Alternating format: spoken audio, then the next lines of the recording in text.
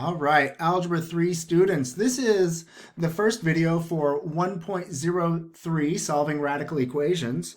So the first thing we need to do is identify what a radical equation is. A radical equation always has a variable or an unknown value under a square root.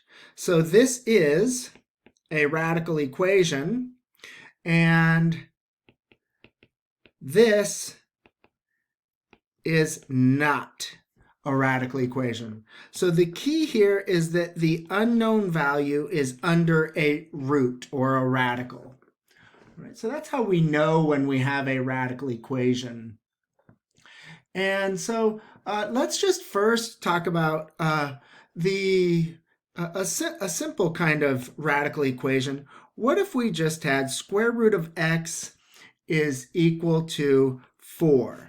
And remembering that in order to solve for x, we need to get it by itself. So we have to think about what is being done to x right now. Well, it's being square rooted.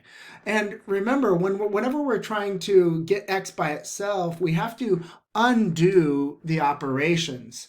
So, or think of the inverse operation. And the opposite or the inverse of square rooting is squaring. So we square the square root to get x by itself. The square and the square root undo each other. But whatever we do to one side, we have to do to the other. And 4 squared is 16.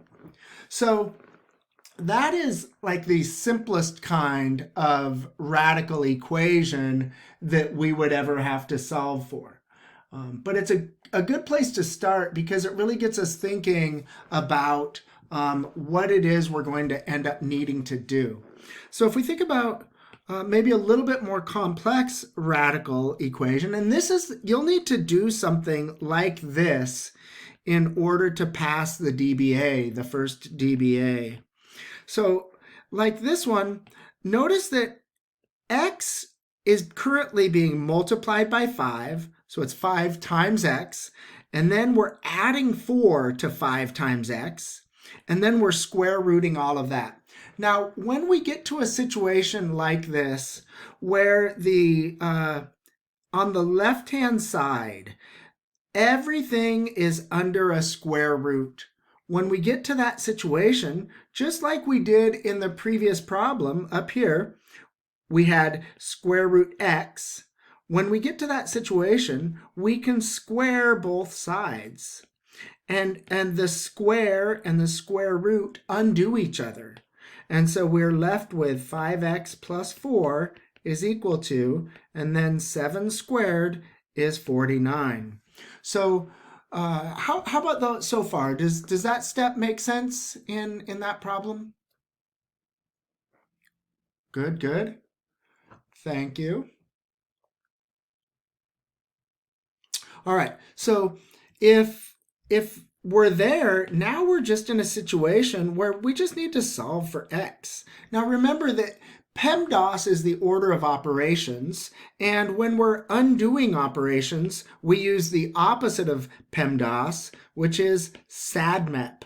And sometimes it's important to remember that, and this is subtraction and addition from left to right, and then division and multiplication from left to right, and then exponents, and then parentheses. So subtraction and addition come first. So we look at this and we say, oh, well, here we're adding 4. The inverse of addition is subtraction. So we're going to subtract 4 from there, and that will make a 0, which is what we want. It's the way we get to closer to having x by itself. But whatever we do on one side, we have to do on the other. So this leaves us with 5x plus 0, which we don't need to say plus 0, on the left. And then it's a 45 on the right. So when we're looking at this now, there are no more subtraction or addition. we do have, now we're looking for division and multiplication from left to right. We do have multiplication right here. The inverse of multiplication, or the opposite of multiplication, is division. So right now we're multiplying by 5. So to undo that multiplication, we divide by the same number, which is 5. And we're left with x equals 9. Now, it's important whenever we're solving a radical equation that we check for something that is called extraneous solutions. Extraneous, if you think about that word, extraneous. Extra means something additional, something we don't need it. It's extra. And so it's a solution that is not a real solution. That's what an extraneous solution is. So what we're going to do is we are going to check our solution. So what we do is we plug our solution, which is 9, into the original equation where x is.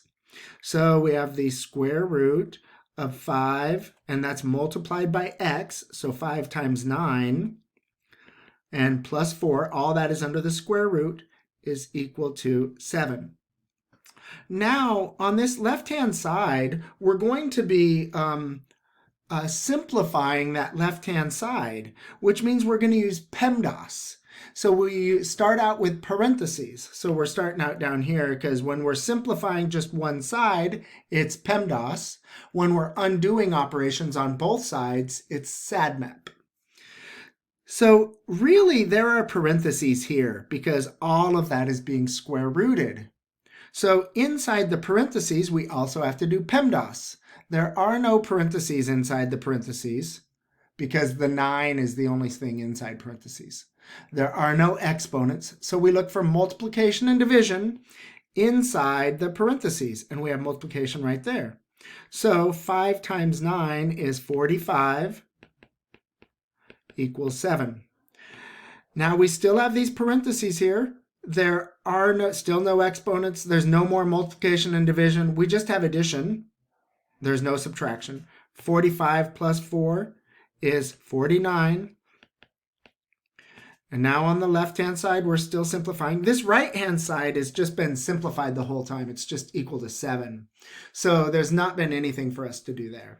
So no parentheses, no exponents, no multiplication, division, no subtraction, addition. Well, strictly speaking, we do have an exponent.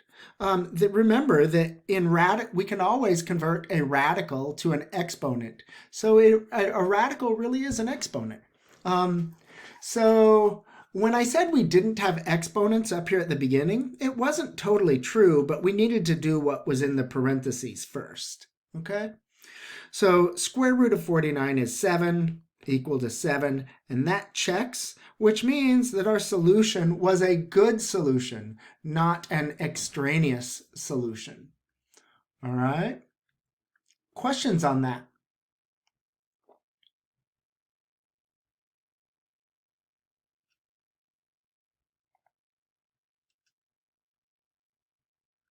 Okay, all right.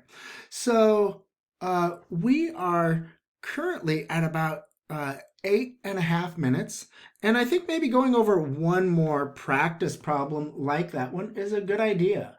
So let's do that now. And what happens if we have radicals on both sides? So if we have square root of 3x plus 7 is equal to the square root of 19. Now in a situation like this, there's nothing outside of the radicals on either side.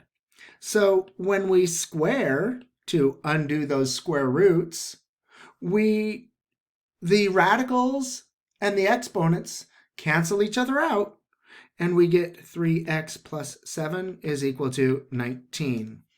Does that make sense? How's that?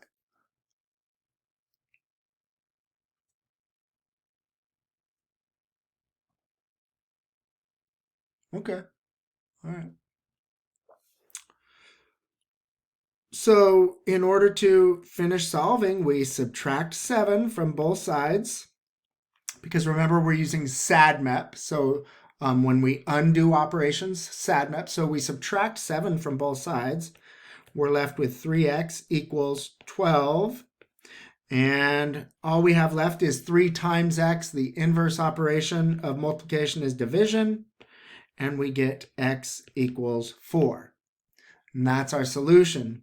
So let's check it real quick just to see if it turns out to be true, because we should always check when we're solving radical equations. So we have the square root of 3 times 4 plus 7 is equal to the square root of 19. Well, inside the parentheses, the parentheses that are here, because all that is being square rooted, we do multiplication and division before the addition subtraction. So we have 12 plus 7 equals square root 19. 12 plus 7 is 19. And right there, we're done. We don't need to calculate the square root 19, like put it in our calculator or anything like that. It comes out to be true, and so our solution is a good solution. Now, if we got something like square root 17 is equal to square root 19, either this was an extraneous solution or we made a mistake in our checking. Either one of those things is possible. All right, so I hope this is helpful, and we'll follow up this one with another video going over a little bit more complex problem.